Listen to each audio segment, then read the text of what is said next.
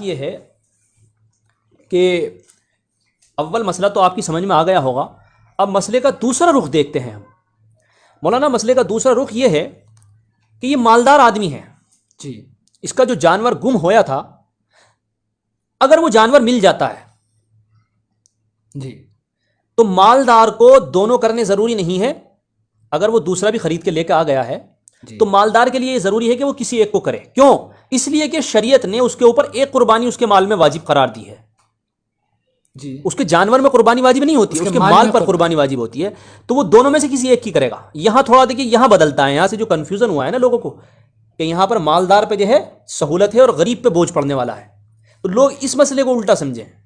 تو وجہ اس کی یہ ہے، میں نے بتا دیا آپ کو، کیونکہ مالدار کے مال میں ایک قربانی واجب ہوتی ہے اور مالدار پر جو ہے شریعت کی طرف سے قربانی واجب ہوتی ہے اس کے مال کی وجہ سے، نہ کہ جانور میں. لہذا وہ کسی بھی ایک جانور کی کر سکتا ہے، دونوں کی اس کے اوپر ضروری نہیں ہے اگر جانور مل جائے تو.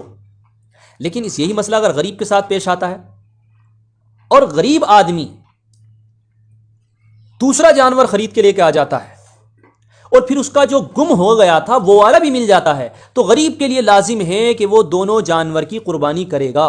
اچھا جی. یعنی غریب پر دونوں جانور کی قربانی واجب ہوگی. جی. اچھا تو ایسا کیوں ہے مفتی صاحب؟ یہ میں نے بات بتائی ہے آپ کو مولانا، کیونکہ شریعت نے غریب کے اوپر ایک بھی قربانی لازم نہیں کی ہے. جی بالکل صحیح.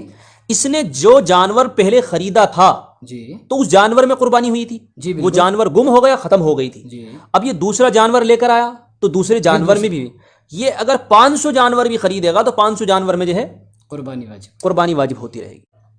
دیکھیے جو غریب اور مالدار کا فرق آیا ہے نا وہ ملنے کے بعد میں ہے. جانور ملنے کے بعد میں، جانور اگر نہیں ملتا ہے، جیسا کہ ہم نے پہلی شکل بتائی، اس کے 2 اسٹیپ ہو گئے ہیں اس سوال جواب کے.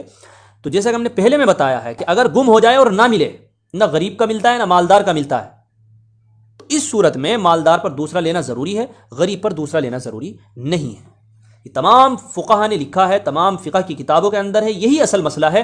لوگ اس مسئلے کو لے کر بہت کنفیوژن کا شکار ہیں اور بہت زیادہ شکوک اور شبہات میں رہتے ہیں، یہاں تک کہ جب ان کے سامنے یہ بات بتائی جاتی ہے تو وہ چونک جاتے ہیں، یہ کیسا ہوا، یہ نیا مسئلہ آیا.